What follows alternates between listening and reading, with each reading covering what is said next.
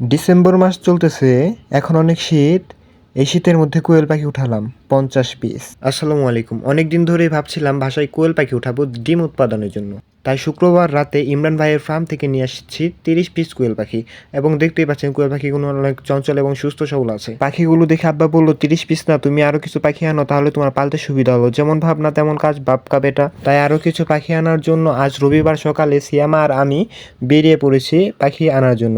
পাখি আনতে যাব মূলত চান্দাবহ, ইমরান ভাইয়ের বাসা চান্দাবহ। ইমরান ভাইকে আপনারা অনেকেই চিনে থাকবেন। ইমরান ভাইয়ের একটি ফেসবুক পেজ আছে IH5 নামে, যেখানে তার ফলোয়ার্স আছে 1,26,000। আর আমরা চান্দাবহ যাচ্ছি মূলত হেঁটে, কারণ আমাদের কাছে গাড়ি ভাড়া দেওয়ার মতো টাকা নাই। আর আমরা এখন নদী পার হচ্ছি, নদীটা অনেক সুন্দর ছিল, নৌকা দিয়ে পার হচ্ছি। আর হয়েছে কি, এর আগে যত ভিডিও করছি আমি সব মোবাইল খাড়া করে ভিডিও করছি, যার কারণে ওগুলো তার দেওয়া যাবে না, তাই কিছু ভিডিও বাদ পড়ে গেছে। এদিকে দেখছিলাম এক চাচা গরুকে গোসল করাচ্ছে। এই শীতে তো মানুষই ঠিক মতো গোসল করে না, কাকাই আবার গরুকে গোসল করাচ্ছে, বিষয়টা ভালো লাগছিল। আর মাঝি মামা ঠিক একদম ওই যে মন মাঝির যে একটা গান আছে না, ওই গানের মাঝির মতো এমনি মজা করলাম আর কি। আর আমরা প্রায় চলে এসেছি, ইমরান ভাইয়ের বাসার কাছাকাছি আছি। এই বিলাই, আমার বাসার বিড়ালটা আবার ম্যাও ম্যাও করতেছে, আমি ভয়েস দিতেছি, এখানে ম্যাও ম্যাও করতেছে। সাইলেন্ট। আমরা ফার্মে চলে এসেছি, আর চলে এসে আমি নিজের মতো ইচ্ছা মতো পাখিগুলো ধরে নিচ্ছিলাম। সবগুলোই ফিমেল পাখি নিয়েছি।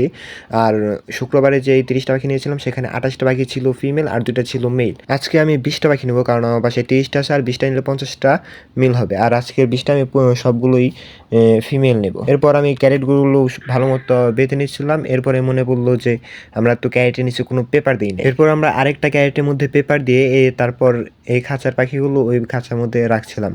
আর টাকা দেওয়ার সময় ভাই বললো যে আজকের পাখিগুলো 65 টাকা করে দিতে হবে। আমরা শুক্রবারে যে 30টা পাখি নিয়েছিলাম ওইগুলো নিয়েছিলাম 60 টাকা করে। আর আজকে হলো রবিবার, 2 দিন লেট হয়ে গেছে। ভাই বললো যে প্রতিদিন একটা পাখির পেছনে 2 টাকা করে খরচ আছে, এই জন্য দাম বেড়ে গেছে। তারপর আমার কাছে 65 টাকা করে রাখলো। যাই হোক, ইমরান ভাইয়ের ব্যবহারটা অনেক ভালো ছিল। ইমরান ভাইয়ের আইডিটা ক্যাপশনে দিয়ে দেবো, আপনারা চাইলে ইমরান ভাইয়ের পেজ থেকে ঘুরে আসতে পারেন। এখন আমরা পাখি নিয়ে আবার বাড়ির দিকে চলে যাচ্ছি। এখন আমরা বাসায়ও যাব হেঁটে হেঁটে। ইমরান ভাই আমাদের বলছিল মরকাবর পর্যন্ত বাইক দিয়ে নামিয়ে দেবে, কিন্তু আমাদের মরকাবর থেকে বাসা পর্যন্ত যাওয়ার মতো গাড়ি ভাড়া ছিল না, যার কারণে আমরা হেঁটে হেঁটে আবার বাড়ির দিকে যাচ্ছিলাম। এদিক দিয়ে আবার শর্টকাট হয়, খুব তাড়াতাড়িও যাওয়া যায়। আবার আমরা চলে এসেছি সেই নদীতে, আবার নৌকা দিয়ে পার হলাম। এখন দুপুর 1টা বাজে, অনেক রোদ উঠেছে। আর আমরা সরিষা ক্ষেতের ভিতরে যাচ্ছিলাম, সরিষা ফুলগুলো অনেক সুন্দর লাগছিল। এমনিতেই হলুদ, তার মধ্যে সূর্য আলো পরে আরো হলুদ লাগছিল। সবকিছু মিলিয়ে মাশাআল্লাহ অনেক সুন্দর একটা ভিউ ছিল এখানে। আর এখন ফাইনালি বাসায় চলে এসেছি। বাসায় এসে আগে আমি খাঁচার বাঁধগুলো খুলে দিচ্ছিলাম, কারণ পাখিগুলোকে আগে আমার কুটির ভিতরে ছেড়ে দিতে হবে, না হলে পাখিগুলো অসুস্থ হয়ে যাবে। তাই পাখিগুলোকে তাড়াতাড়ি ছেড়ে দেওয়ার চেষ্টা করছিলাম। এদিকে আমার বিড়ালটা এখানে এসেছে, তাই পাখিগুলোর সাথে বিড়ালটাকে পরিচয় করিয়ে দিচ্ছিলাম।